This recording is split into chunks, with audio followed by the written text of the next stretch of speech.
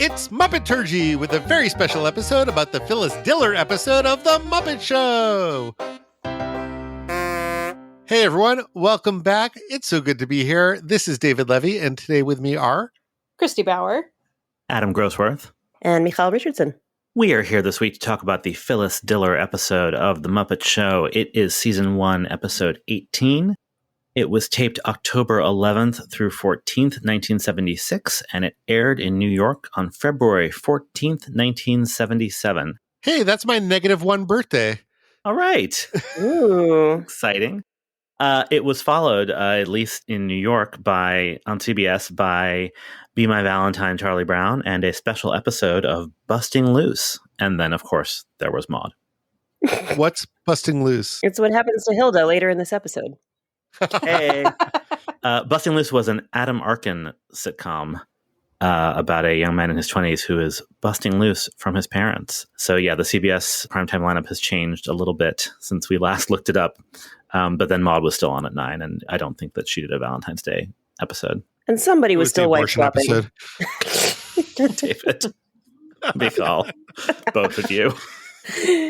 To introduce our guest stars, that's what I'm here to do. So it really makes me happy to introduce to you. Phyllis Diller was an actor, writer, musician, and above all, a comedian who blazed a trail for women in comedy, opening doors for the likes of Joan Rivers, Rosie O'Donnell, Ellen DeGeneres, and Midge Maisel.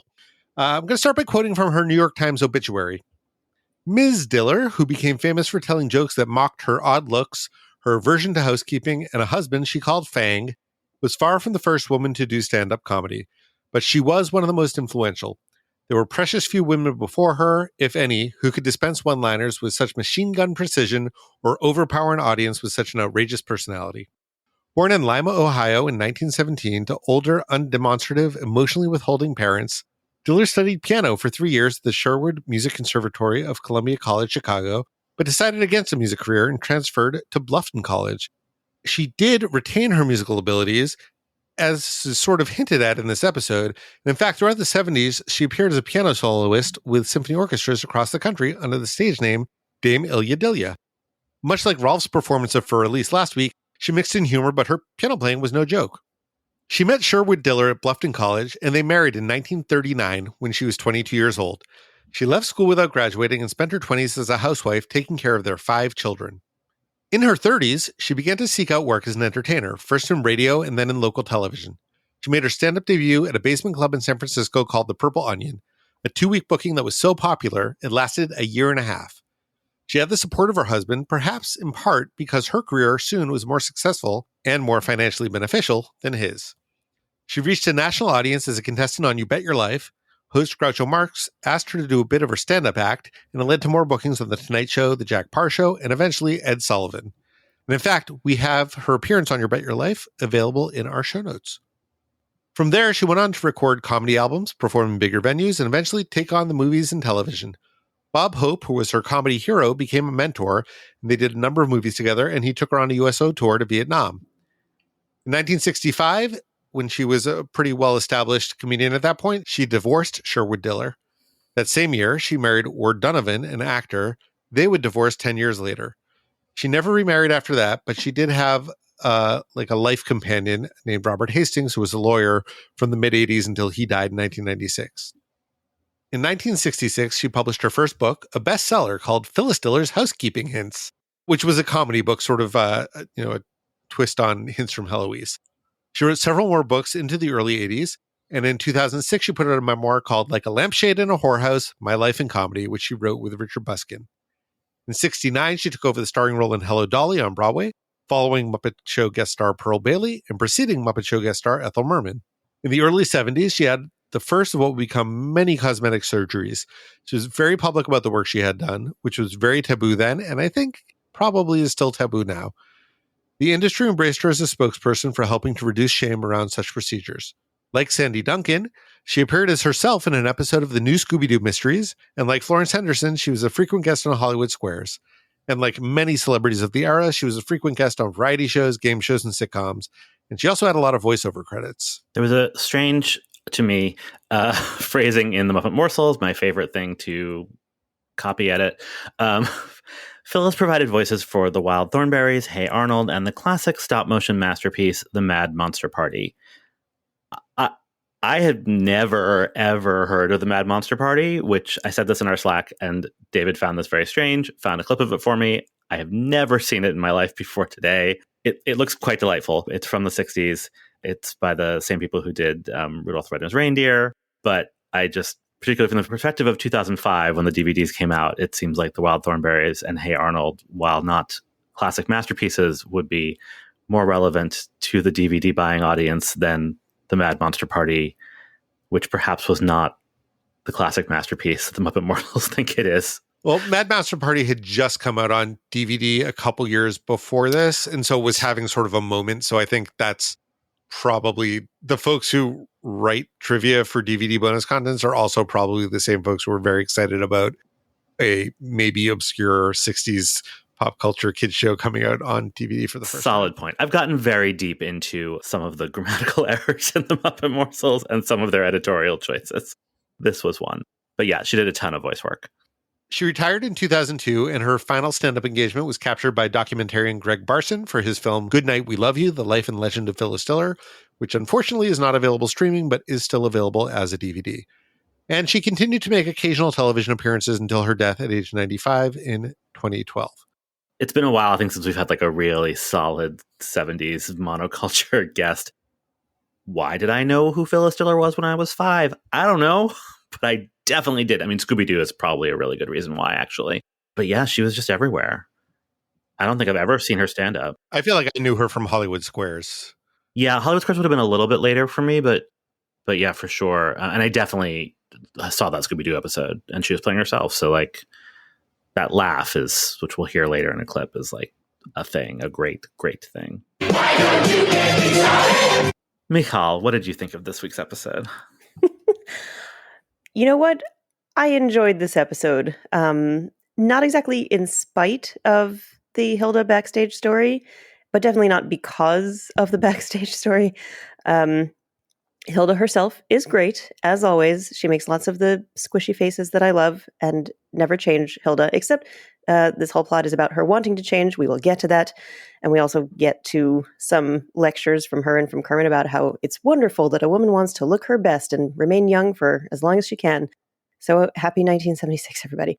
But I think that a common thread in all of the really standout episodes for me have a guest star who not just loves being around the Muppets, because lots of these guest stars do, but really not only fits in with them, but really elevates their whole game. And Phyllis Diller does that. She's down to clown and trade jokes and make a fool of herself, and she makes the running gag so much more joyful than it would have been without her.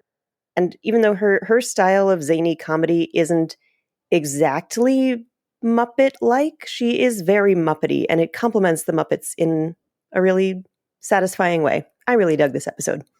David, how about you? Yeah, me too. You know, it's funny. Her comedy isn't exactly Muppety, but her fashion sense is very Muppety, and her physicality is very Muppety. And so I think that's why she fits in so well. The funny thing to me about this episode is, you know, I'm always a little bit more weighted towards the music of the show and therefore musical guests. And in this one, the music was my absolute least favorite part of the episode, but everything outside of that was so good, it kind of softened the blow of my disappointment in the songs. So I think this is a really fun, solid episode. Christy? Yeah, I mean, I would like 3 more Phyllis Diller episodes, please. Like, seriously, this is the first time where I've felt a pure symbiotic relationship between the guest star and the Muppets. Because I agree that Phyllis Diller's energy isn't Muppety, but also she isn't deluding herself or stooping to the level of the Muppets, which is like, I keep ragging on the Peter Ustinov episode, but that it definitely felt like he was like, you know, deigning to be among the Muppets. And it's like, no, Phyllis Diller just showed up and met them where they live and was wholly and utterly herself. And there's something like effortless about that and really delightful. And she's such a treat that I do think that the other parts of the episode that don't feature her kind of suffer by comparison. And gosh, the Hilda thing is such a disappointment, especially because I love Hilda so much. Like, I'm just going to be so sad to see her go, like possibly even more than our friends from Cleveland. Like, Hilda. But and also, yeah, the music was the worst part of this episode, no question. So yeah, it was a strange experience, but a delightful experience, generally speaking. Yeah, I agree. I mean, we're out of our rut for sure. I mean, I can't promise that we don't go back to it, though. I'm pretty confident we won't go back to it next week. And I agree, and we will get into it with. I don't care for the substance of the backstage plot. Structurally, we are called Muppeturgy, so I'm going to a little bit dramaturgically get into it. It's the same thing I said last week, right? It's fast, it builds, right? Those scenes are not too repetitive. It's a great short vet's hospital. And most importantly, it's Phyllis Diller. She has such great chemistry with Rolf and Fozzie. The talk spot is different because it's Fozzie, not Kermit. It's just like, it felt really fresh and fun. And I think I liked a couple things more than you guys did in specifics too. I just had a lot of fun with this.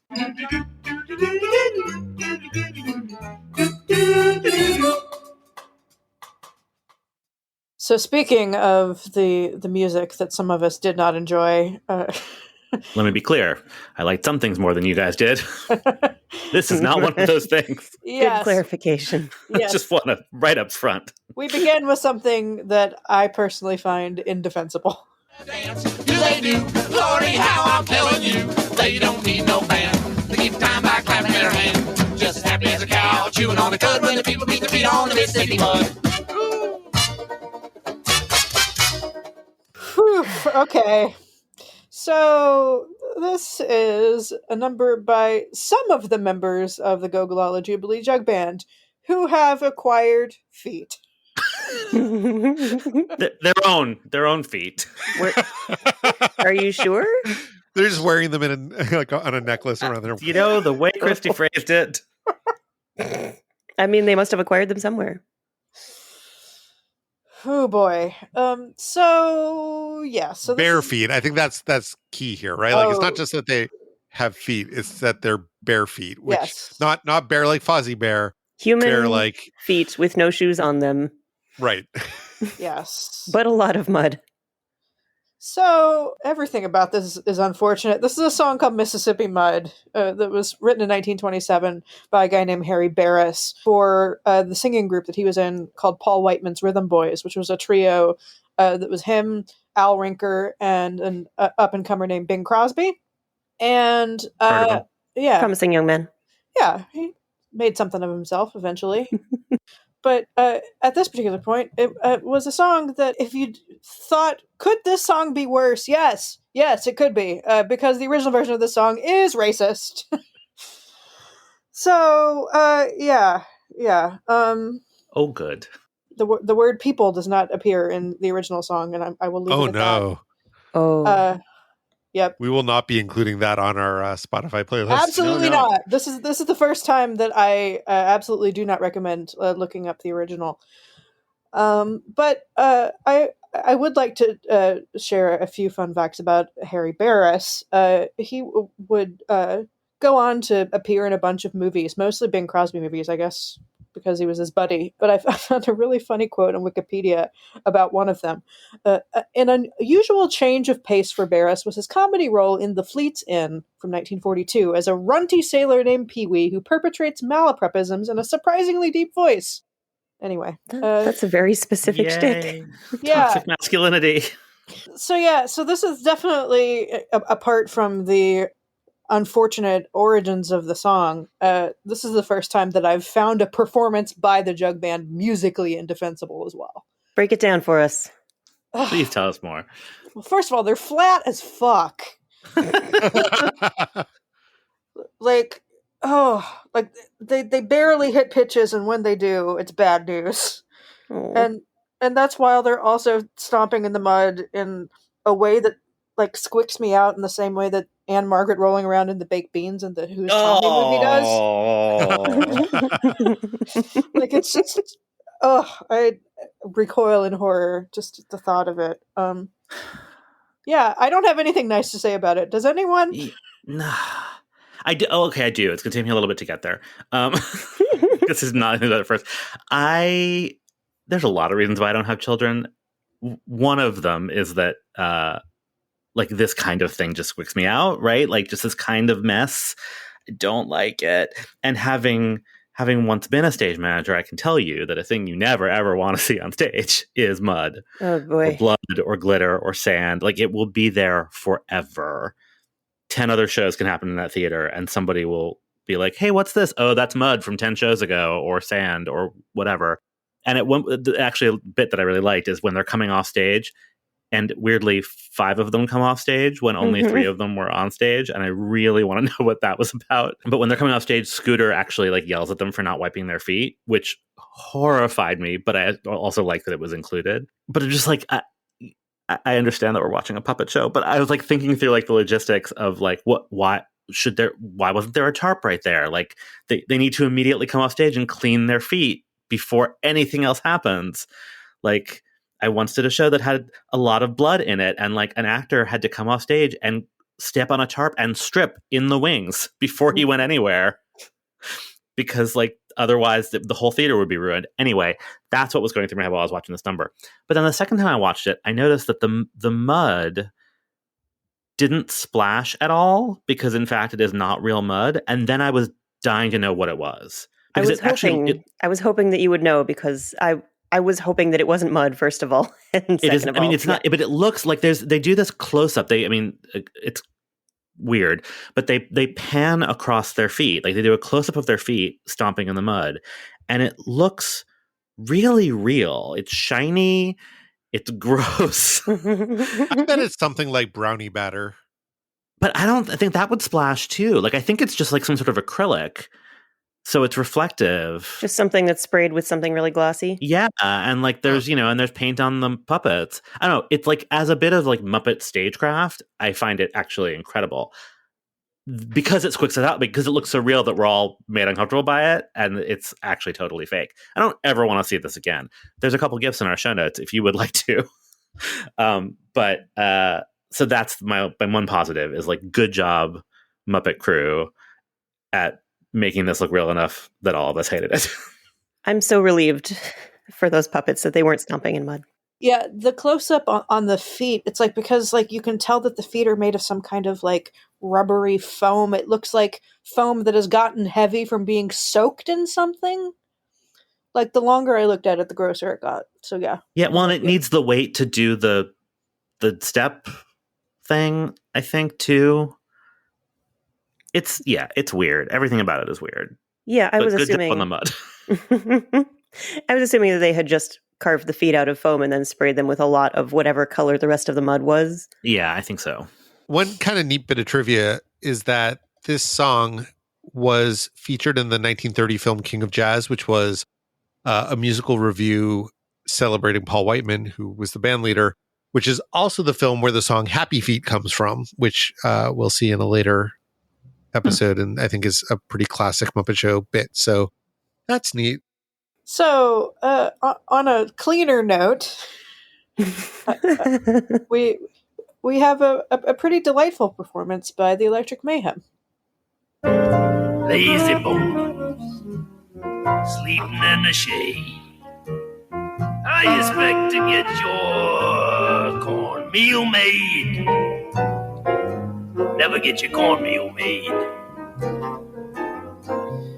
when you're sleeping in the evening shade.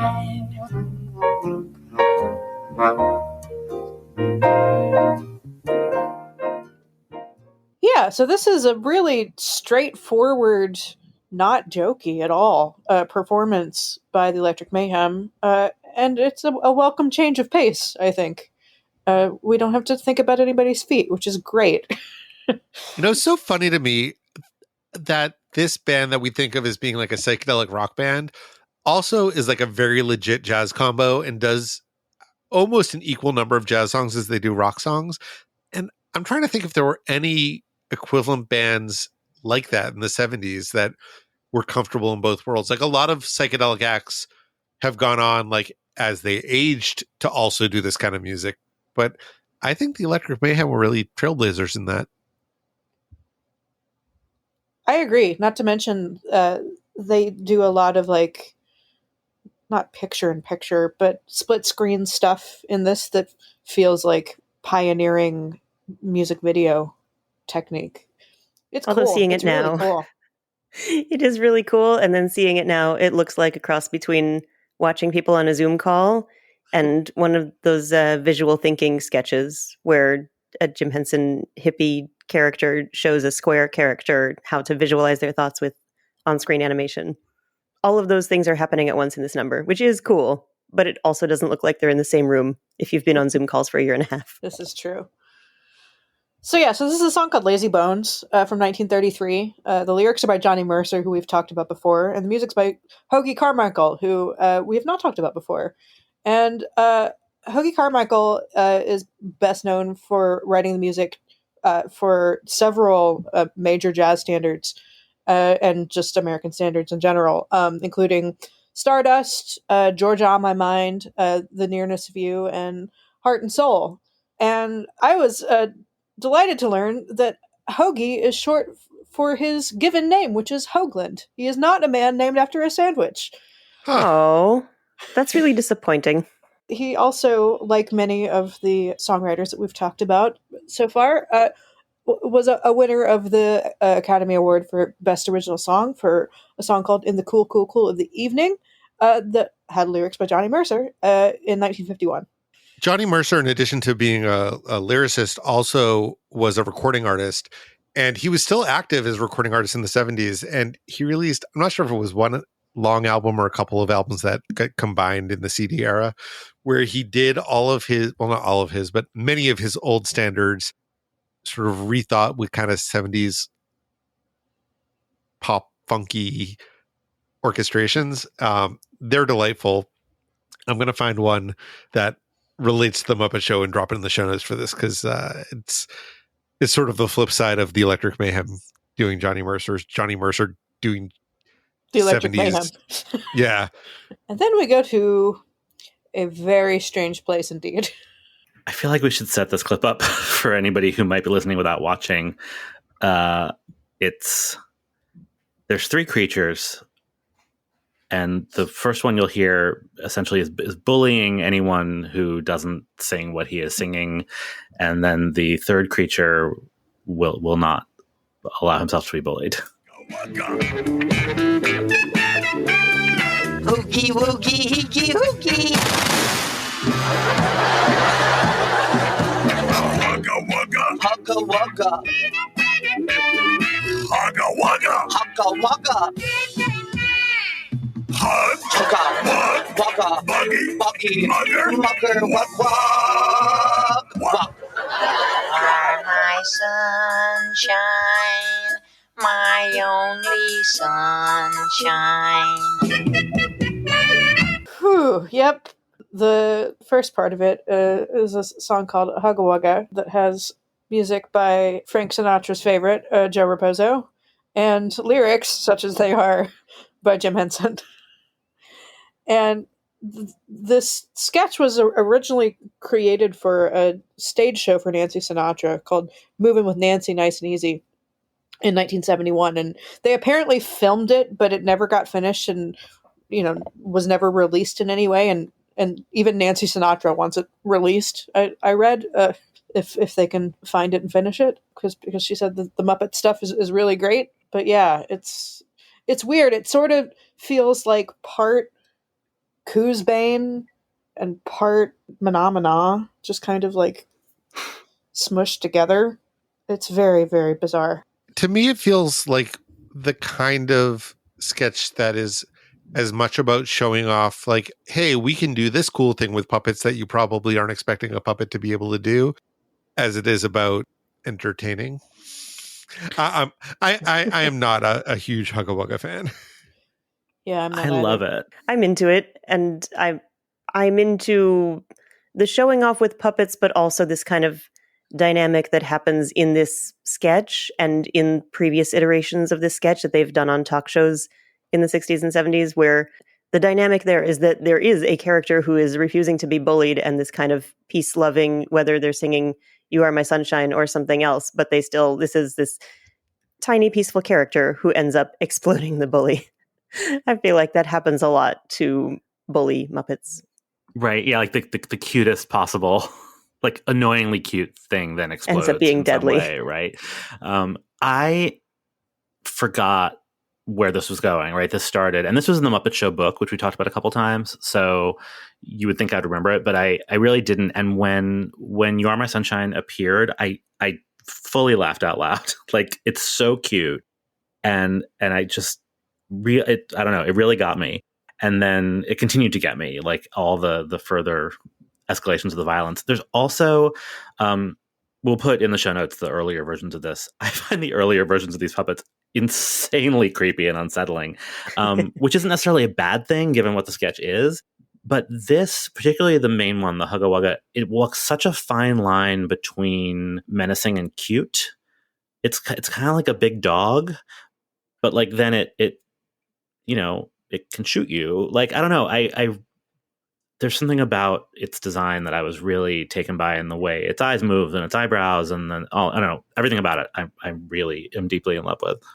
I feel like they learned some things from Sesame Street in between the earlier version of the sketch and this version that helped them shift these puppets from being horrific monsters to being cool monsters or, friend monsters. Yeah. Like, he's still very threatening but also you want to look at him. I thought the main Hugga Wugga looked like a vegetable that had gone off in the refrigerator. It's got kind of like a leafy stalky thing coming out of its head. And... Yeah. I also again, just like the theatricality of it. I was very concerned for the performers and all the dry ice. Like, knowing that dry ice goes down, I was like, can they see anything under there? But clearly they could, because they did a good job. Yeah, they did great.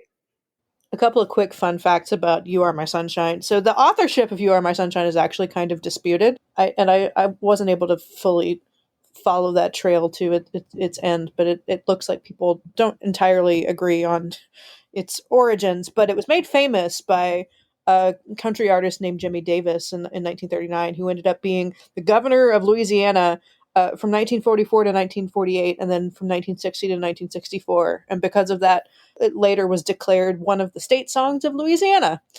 And relating back to Mississippi Mud, if we must, the version of the song that charted was by Bing Crosby.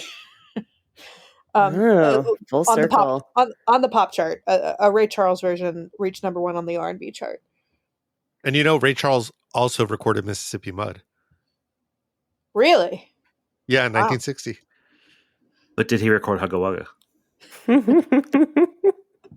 Unclear.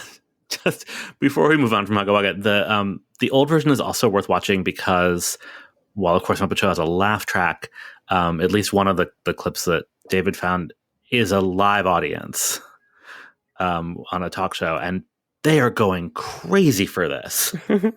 Like, I like this a lot. Not like they were liking it. I think I would like it better live also. Probably. Yeah. It's really interesting to hear. Cool. It's really interesting to hear a live audience respond to this. Because also they'd probably never seen anything like it. Yeah, they had never seen anything like it. And also they were seeing it in person in color, whereas we are seeing it in black and white. Like, the Muppet Show has an advantage here. There's color, there are more sophisticated puppets, and also there is Frank Oz performing Hugga Wugga, which, I mean, Jim Henson was a brilliant puppeteer, and then Frank Oz was also the secret weapon of the show. So if he can bring even more subtlety to what Hugga Wugga is going through as he's being sabotaged by this tiny peaceful monster, it's that much funnier. All right. So if you were hoping for a Phyllis Diller contribution to the musical numbers, guess what? You're in luck.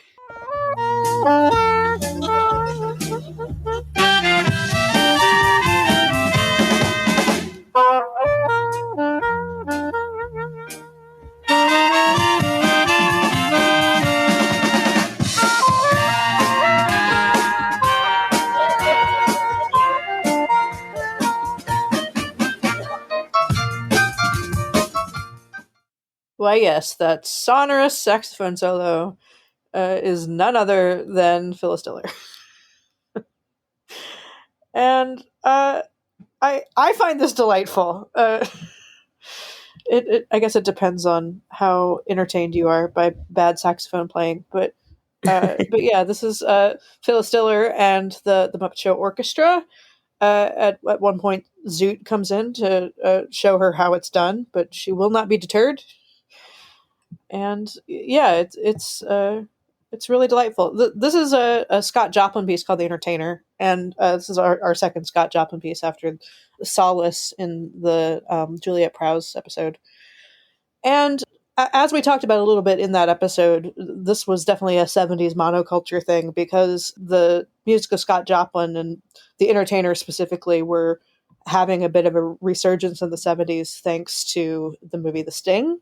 There was a version of The Entertainer from the soundtrack of that movie that Marvin Hamlish had arranged that reached number 3 on the Hot 100 and also spent a week at number 1 on the Easy Listening chart in 1974. So yeah, Scott Joplin was having a moment. Between last week's Fur Elise and this week's The Entertainer, it's like being stuck in a perpetual children's piano recital. Well, and this really has a high school orchestra feel to it with the saxophone playing. I love this arrangement though. Like I was sort of like when it started, I was like The Entertainer, okay, whatever. And then the second Animal started playing those drums, I was sold.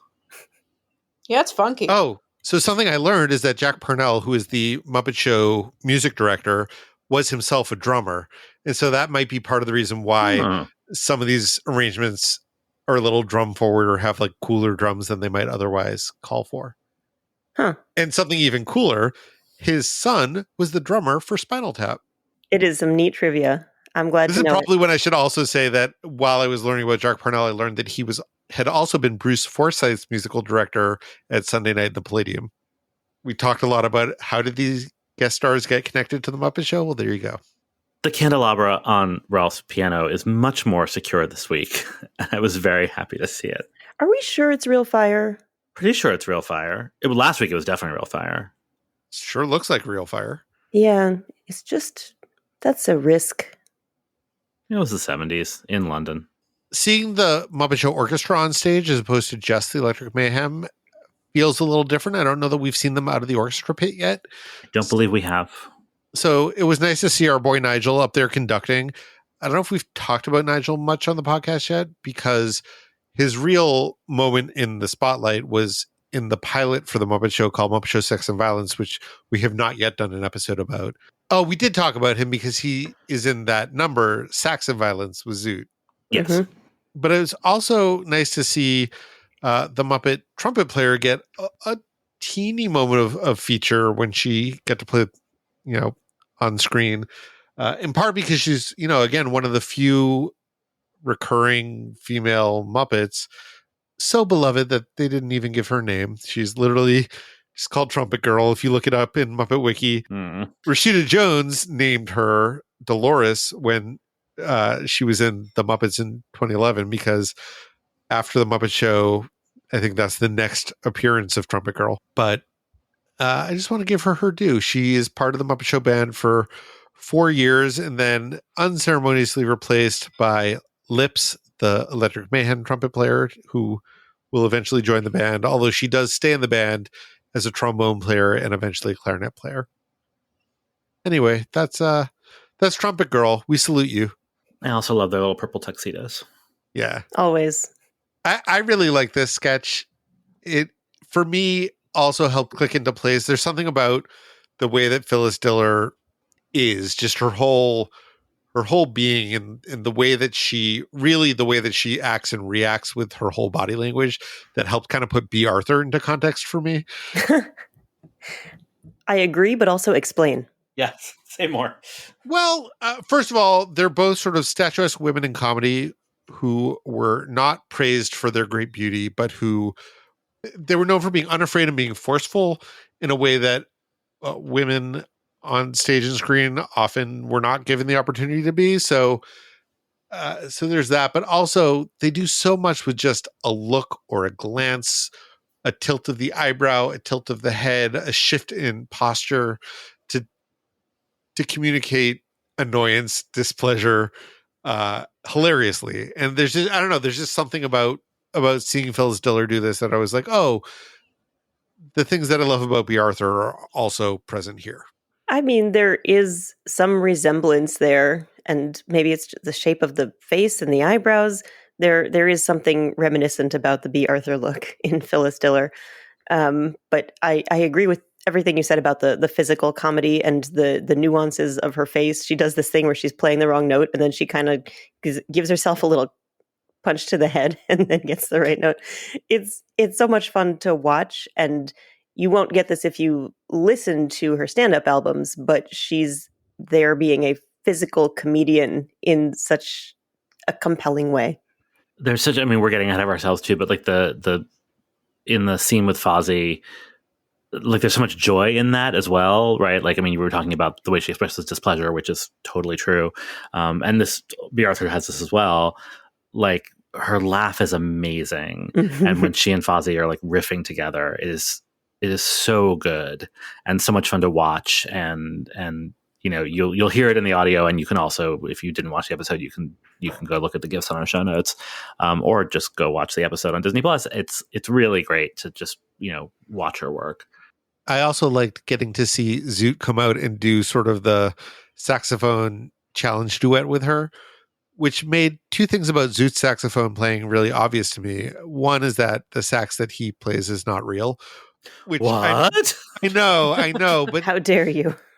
But somehow, when he's not in the context of real musicians, when it's just playing with Electric Mayhem, in the same way that Animal plays real drums, I sort of took it for granted that Zoot's saxophone was an actual saxophone, but it's not. I mean, a real saxophone would be the wrong size for Zoot, so of course, but you know. The other thing is that it looks like an alto sax, but it sounds like a tenor sax, which again was obvious because Phyllis Diller was playing presumably an alto sax, although it also may have been a toy saxophone. It was Muppet sized, which I love. I love how Muppety she is. She even gets her own Muppet sized instrument to play. It's the same size as Zoot sax. I think actually a little smaller. But it's real, whereas his is not. Right. Like she was actually playing. Right. Yes. I think it's a lady sax because the 70s and misogyny is what I think was happening. I mean, so I think it was that's smaller actually and pink and more expensive is what you're saying. Yes, exactly what I'm saying. The lady tax on the lady sax. Exactly. Ready? 3, 2, 1, fire! That sound means it is time once again for Shout Out of a Cannon. Hey, did you hear the one about the kangaroo who walked into a store and this hippopotamus comes out and says to the kangaroo, "Hey, I wasn't finished." And the curtain closes on his face and we never get to hear the punchline. I don't know. It just made me laugh. It's really And cute. the sound of the curtain closing is the same sound that somebody would if they were like clapping a hand over Fozzie's mouth to shut him up.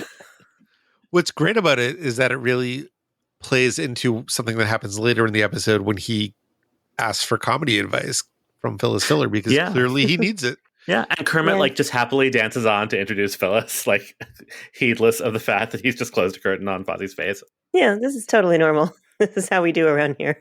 And we've also got Crazy Harry heading Gonzo off at the pass. He sets off an explosion before Gonzo can swing his mallet and hit the O, which is fun. Am I the only one who consistently every week is amazed by the puppetry in the opening bit with Fozzie? You're not. It's amazing. It's without fail. He does a fun pose that's unlike what he's done in previous poses. It's always great to watch. Yeah, he's so alive. It's wonderful. He's also just so good at like finding his light, finding his mark, finding his camera. Mm-hmm. There's a moment later in this episode where he and Scooter do like a take to the camera that is just like I want it on a calendar. Mm-hmm. I did make a GIF of it. Oh, thank you. I need that GIF. Make it your Zoom background. I also like sometimes the curtain is a wipe effect to transition to another set. And the curtain is always real in those bits. Obviously it's real here because it actually hits him. And so I love the full, realness of those moments. Do we need to mention yays if there have been no yays this week? Here's the yay update. No yay. There's no yay. Yay free week. Yeah, not so much as a woo. Yeah, just Phyllis Diller is here. Bang the gavel. It's done. I know this is the sort of thing that like he was absolutely not conscious of when he was doing it. And I'm sure if Jim Henson were alive and knowing that we were analyzing from week to week the way that he introduced the guest and like, is it some kind of a reflection on how he felt about the guest, he would be mortified. Yeah, I'm sure. You know, it feels like that William Shatner Saturday Night Live sketch where he goes to the Star Trek convention. Get a life, will you, people? Crying out loud, it's just a TV show. So we've got a backstage plot and a running gag. Let's get the backstage plot over with. So Hilda is trying something here, and specifically what she's trying is to be more like Phyllis Diller, who had made a career out of making self-deprecating jokes about her appearance. Although she had notably been public about getting plastic surgery, and this is something that Hilda is considering. But still, when she says she wants to be young and beautiful like Phyllis Diller, something is a little funky there. But let's listen. Scooter, just between you and me, do you suppose Miss Diller has had her face raised? Oh, you mean lifted? Oh, sure, yeah, she jokes about it all the time. Ah, that's wonderful. A person should stay young and dynamic as long as possible. Maybe I should consider that. After all, I am 35.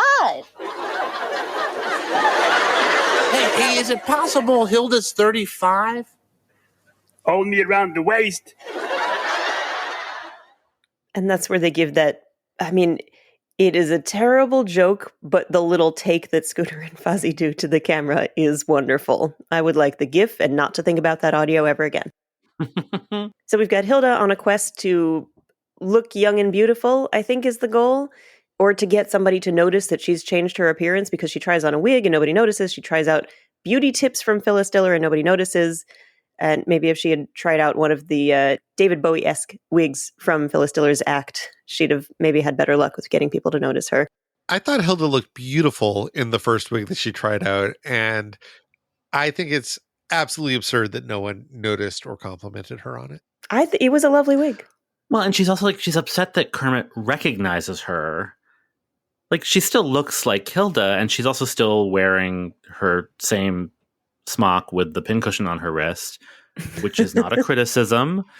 No, that's just she her being a professional. Work. Yeah, exactly. It's not a whatever. She's like upset that she hasn't had this total transformation in the first scene. But yeah, she looks lovely in that wig and sunglasses. It's a good look. Yeah. She's doing great, but she keeps trying because nobody's noticed that she's changed her appearance. And she says this means all-out war, which I think does not mean what she thinks it means. This is not a cartoon where she's going to strap some dynamite to a piano. It just means that she's going to strap herself into a girdle, which Kermit does notice favorably until, alas. But you're so slim. How do you do that? Very tight foundation garments. Oh, Hilda, I just want you to know that I think it's wonderful that you want to look your best and Oh, darn, my girdle had a blowout. Oh, that's okay, Hilda. We love you like you are anyhow. Well, the old gray mare is just what she used to be. Oh, I just want to hug her. Yeah. I wonder if Phyllis herself had been involved in this plot at all, what it might have been. Like, I'm thinking about like Lena Horne hugging Gonzo and how sweet that was. Yeah. Yeah, this very much, like, to me screamed, this was written by men. Well, yeah, oh, for sure. But like, it almost starts strong with Scooter saying, oh yeah, she's had work done. She talks about it all the time, which is true.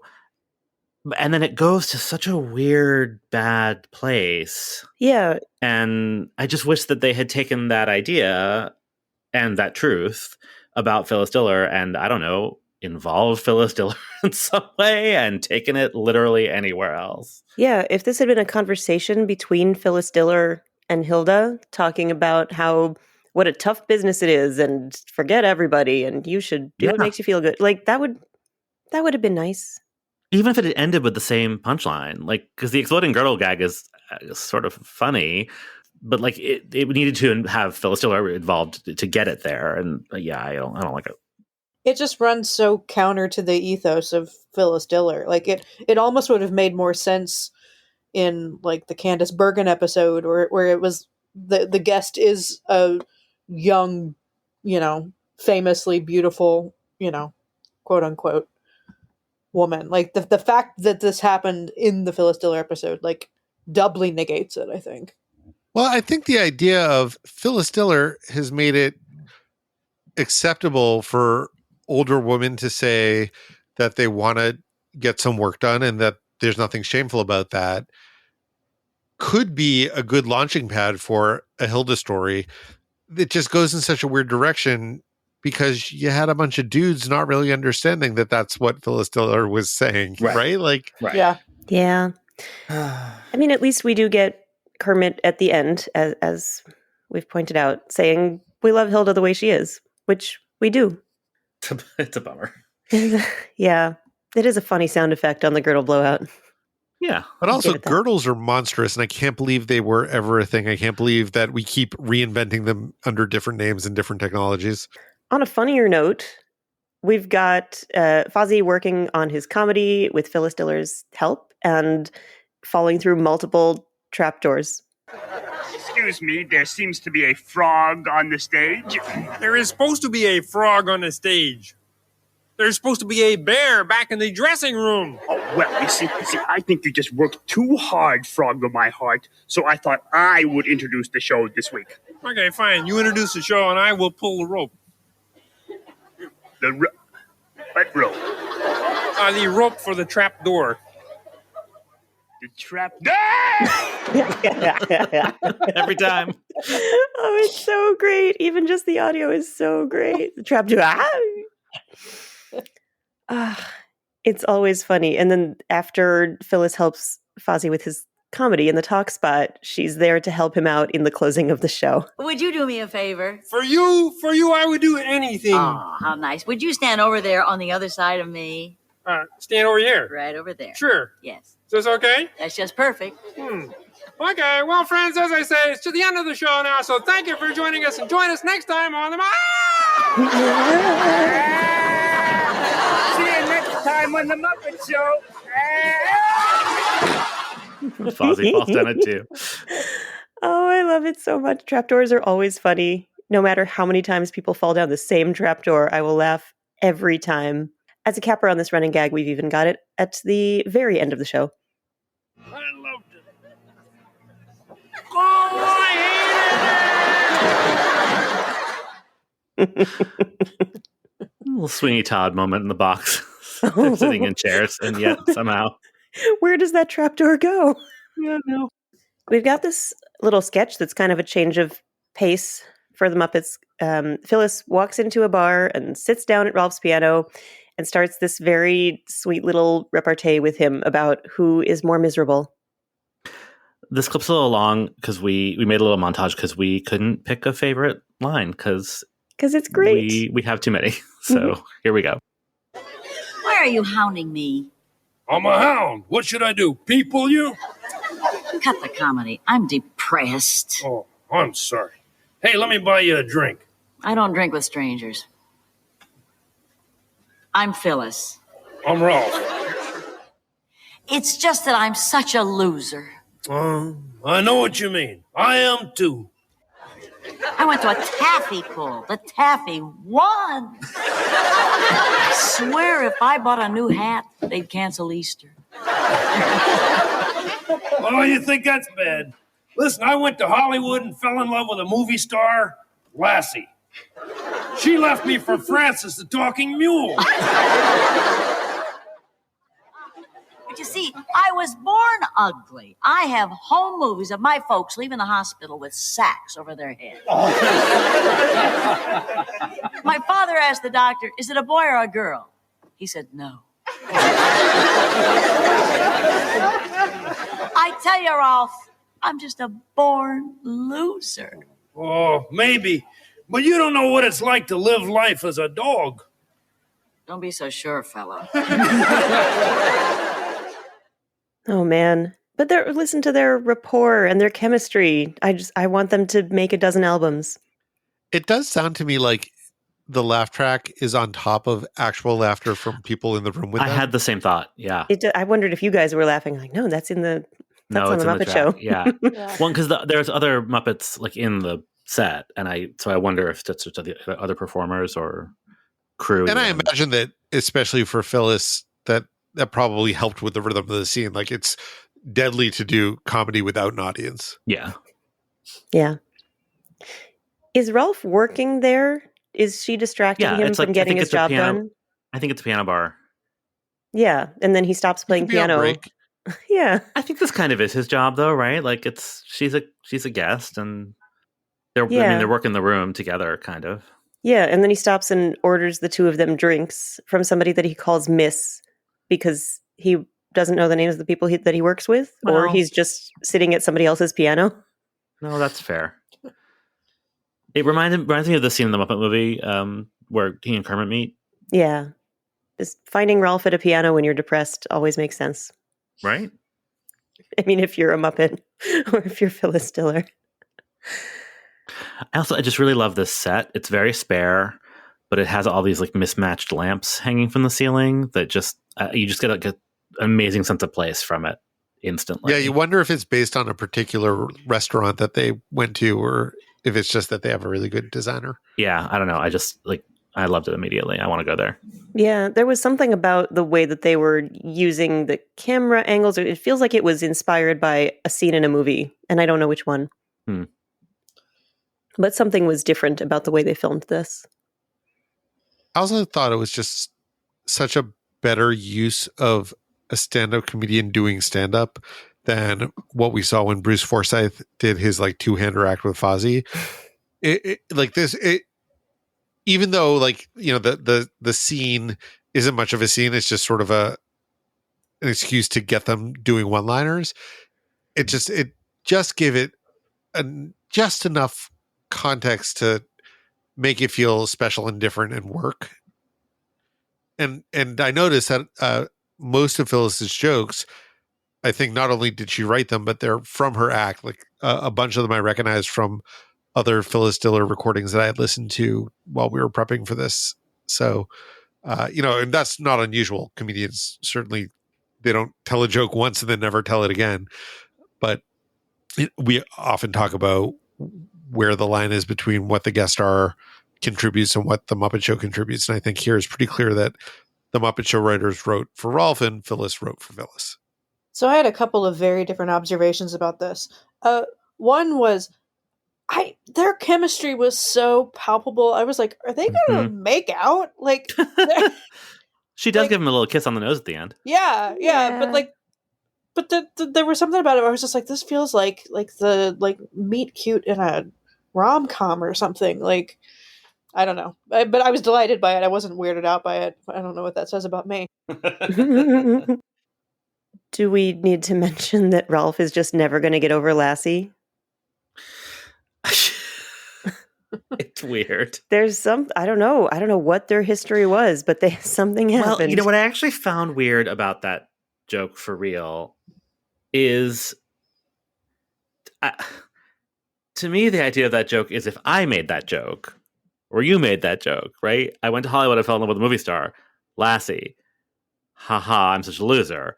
But Ralph's a dog, so that isn't actually a bad thing, right? I mean, if she leaves him for a mule, I guess that's a bad thing. Yes. That part tracks. I don't know. It felt like a weird, like the only off moment in that sketch actually to me was the Lassie joke. Yeah, fair. Anywho. We've got a Muppet News Flash that actually got a laugh out of me, even though there was a human guest in it. So kudos to the Muppet News Flash. Phyllis Diller appears as an aviatrix who built herself a pair of wings and flew from Mobile, Alabama to Dallas, Texas by getting on a plane. So good for her. And the newsman is so put off and annoyed by this, and she's giving him this great, yeah, what are you going to do about it? I'm flapping my wings in your general direction face at him. I was amused. She's also doing the worst Texas accent of all time. It reminded me of Eugene Levy's "How high, Ridge? I could not tell" in Waiting for Guffman. Well, she flew from Alabama to Texas. Could it have been an Alabama accent? Oh, well. No. No. She's still making funny faces. Oh, it's delightful. Yeah. Are we ready for this at the dance? This is a lot to unpack. All right, everybody get your fan theories ready. I'm so crazy about you, I can't see straight. Oh, I'm so goofy about you, I can't eat. Oh, I'm so much in love with you, I can't even sleep. Oh, well, what should we do? Well, check into a hospital, man. Finally good to get out of that box. Yeah, pay attention. I'm leading. 1, 2, 3, dip. Yes, that was Statler and Waldorf dancing together. I would like to point out that Waldorf is in fact in the follow position, even though he claims to be leading, in case you were wondering. I was, in fact. You're welcome. So, apart from the fact that they're dancing as a couple, let's just leave that aside for a second. If we can. We can come back to it. Okay. Is the implication that they live in the box, or they're trapped in the box? Or that this is their personal hell? Yeah, like, it's good to get out of that box. Don't they leave the box every night after the show is over and come back to it? Waldorf does go home to Astoria, presumably. Presumably. Well, if she actually exists and is not just Statler in a wig. Okay. So they go home together. They go to the restroom. They go to the concession stand. I mean, I'm just saying it was a weird thing to say. Is this like a Mystery Science Theater 3000 thing where like they're part of some sort of crackpot engineered social experiment where the entire Muppet Show is designed to torture them? It would explain a lot, actually. Yeah, that sounds right. I'll buy it. What's interesting is that there are plenty of other Muppets who are paired together that we have never seen dance together, right? Like Kermit and Fozzie are very much a duo. We've never seen them dance together. Bunsen and Beaker, obviously Beaker doesn't exist yet at this point, but in all of the years of the Muppet Show, do we ever see Bunsen and Beaker dance together at the dance? Like, this feels like notable. You know, it's not just a happenstance thing. I mean, it's played for comedy. Like, there are two men dancing together and the laugh track laughs. But I didn't think the laugh track was laughing at the very idea of two men dancing together. I think, who's to say what it was in the 70s? Today, when you watch it, it feels like the laugh track is laughing in part because they are two people whose role is to be complaining from the audience who are now suddenly part of the show, who are doing something that we don't expect them to do. I don't know. No, I agree. That's how I read it too. That makes sense. Yeah, you wouldn't expect to see them on the stage. You're right. I think that is meant to be funnier to the viewers than, haha, two men dancing. Have y'all noticed that George and Mildred's dancing has gotten wilder and looser with every single one of these? I love it so much. Her arms were so long this week. She's been stretching them, maybe. It's like middle school dance, right? Where she's touching him, but as far away as possible. Oh, I do not miss those days. Wide swings. But they look so thrilled about it. It's not an awkward middle school dance. The Holy Ghost and the whole Holy Family. But they're like sweeping each other around the ballroom. They're both like leaning back in ecstasy.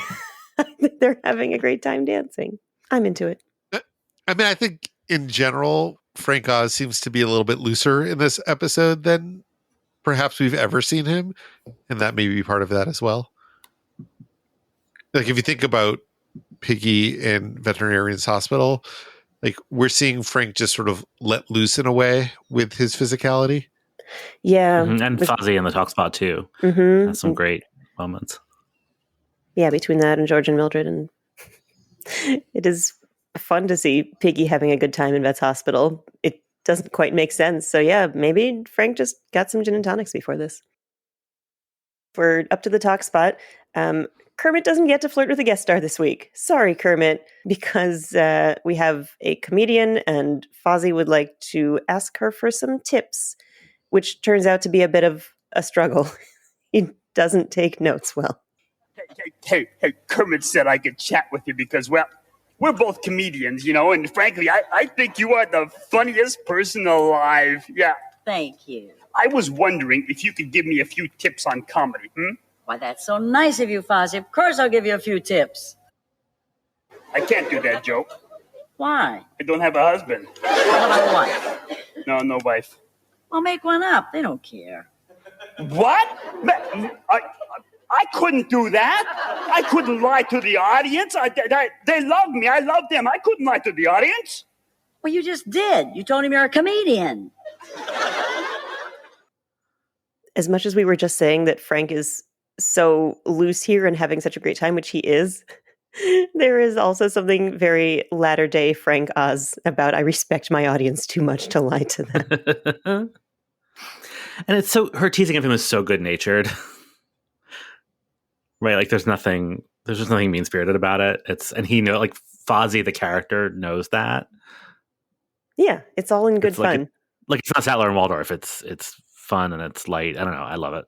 And it's so much fun to watch Fozzie, and it's so much fun to watch Phyllis Diller separately and together. And it's so much fun to watch her work the camera because she knows exactly where to look and how to time it and how to, when she sets up a joke for Fozzie to deliver, she looks straight at us and bats her eyelashes while Fozzie delivers the joke, and she gives this disdainful look when he can't do it well. It's a thing of beauty. And she's my favorite Muppet of the week. She's not a Muppet, but she's so Muppety. And I'm into it. Do you think that Jim allowed Kermit not to flirt with her in the talk spot because he got to flirt with her as Rolf in that other sketch? So we've checked the box of flirting with the guest star. I mean, you wouldn't be able to top the chemistry that she had with Rolf. It was real. Yeah. Is it weird that I'm more weirded out by Ralph and Lassie than I am by the sexual tension between Ralph and Phyllis Diller? Lassie can't consent. Ah, there it is. Oh, wait a minute. I think it's been very, very clearly established that Rolf and Lassie speak the same language. I think that's established when Rolf actually meets Lassie on the Jimmy Dean show. I think that's established in The Muppet Takes Manhattan when Rolf speaks with the dogs that are in his care. Yeah, and in Muppet Family Christmas, he communicates with Sprocket. Yeah. Yeah. And as in Muppet Family Christmas, don't you hate it when you can't speak the language? So it is entirely possible that without my knowledge, Lassie and Rolf have had a conversation. Or many conversations, or just one where she told him to buzz off and he never got over it. Meanwhile, at Muppet Labs, Dr. Bunsen Honeydew is demonstrating his exploding hat, which, yes, that's a neat piece of work. And then he puts on what appeared to be a pair of protective headphones. And I, being an anxious audio professional, assumed that whatever he was putting on his ears were there to protect his hearing. And then he said these are his exploding earmuffs, and then one after the other, they explode right into his ears. No. I couldn't handle it. I know he doesn't have any ears, but I still can't handle it. That's what's up at Muppet Labs. I just want to say that Bunsen looks quite fine in his hat and vest and necktie. An exploding necktie. Which he does, look very dapper. It's true. Kudos to him. We've got a blackout spot, and it is probably my favorite line of the week because I am a predictably easy target. What you got there? It's my new pocket camera. It takes great pictures. See there? Oh, what are these pictures of? Pockets. Yep, says what the product does. All right, so we've got a vet's hospital. Dr. Bob is about to operate on a piece of bread, but first... Yes, I was just tending to an emergency. A musician at the symphony just fell through his harp. Oh, where is he now? In rooms 9, 10, 11, and 12. Very upsetting. I thought it was very funny. No, it's funny, but it's very upsetting if you stop and think about it. I mean, yeah, it does sound like a painful way to go. It has been worth the wait for Nurse Piggy to be performed by Frank Oz because she is hamming it up. She's flailing her arms and fainting and just falling onto Dr. Bob every time he tells a bad joke. It's delightful. Also, she's wearing a mask here, which I usually make it through the Muppet Show without having any kind of mask panic. But she's the only one wearing a mask, and it's just over her nose, and I don't know how to feel. I mean, I think it's technically over her nose and mouth, but she's a pig, so it doesn't quite work. Right. Not exactly sealing happening. No, that's true. What is she doing at the very beginning of the sketch? So they've established this running gag where every vet's hospital begins with her fucking around with a piece of medical equipment. Yeah. And I don't know what it is this time or last week. Ever since it was the gas, I've never been sure what it was. Yeah, because this definitely looked like a spoon. And then she like sort of like scratched at her nose, and I was just like, is Piggy doing coke in the operating room? Oh, I bet it was a facelift joke. Is it? Yeah, it was definitely a facelift joke, and I think that the tool is like the kind of thing where if they need you to like keep your mouth open, they like use it to like prop up the top of your mouth. She was like pushing up her snout. Oh. Yeah, it was the sort of like scratch and sniff element that had me flashing back to Sandy Duncan. Yeah, and last week she was doing the muzzle thing, but like I don't know what that object actually was. Yeah, I remember asking myself, is that a dog muzzle? I don't know. I'm not even going to pretend to know, so didn't talk about it. Well, it seems that we have now covered everything and then some. And uncovered some things. Indeed. Bravo! Oh, bravo! Wonderful! Just wonderful! How would you know? You're not even facing the stage. Why did you have to tell me I was having such a good time? Thanks for listening to this episode of Muppeturgy. Join us next week for our discussion of the Vincent Price episode featuring our guests, Josh and Liz Krebs, hosts of the Bloody Date Night podcast. You can find us on Twitter, Instagram, and Facebook at Muppeturgy or on the web at Muppeturgy.com. If you like what we're doing, please spread the word. If you don't like what we're doing, get the hell out of here. Why are you still listening? Our theme music was composed and performed by Christy Bauer. Our show logo was created by Todd Brian Backus, and this episode was edited by me, David Levy. What is the name of the celebrity foot wiki? I feel like that might come up in this episode. Is it just Wiki Feet? No, I had the same thought. Nope, I think this it's is just new Wiki to me. Feet, but let me look it up. Yep, that's it. Great, you got it. There's Wiki Feet great. and then Wiki Feet Men. Wow. Wait, is the other one all non-men? Yes. I guess. Wiki Feet. You've got those Wiki Feet. No. You started it. Well, at least we have our bonus content right at the beginning. Oh, boy.